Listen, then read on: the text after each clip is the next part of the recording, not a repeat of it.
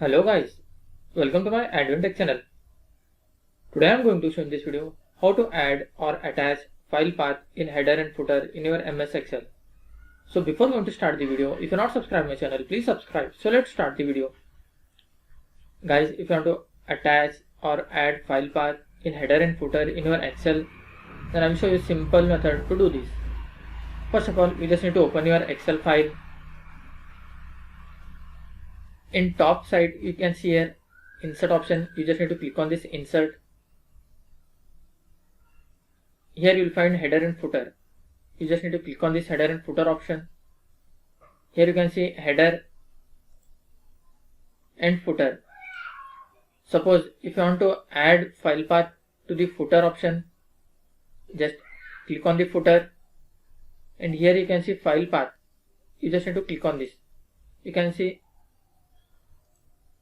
the file path has been inserted. That's it guys. So in this way you can insert file path in header or footer. Thanks for watching. Hope if you like this video, please like, share, and don't forget to subscribe.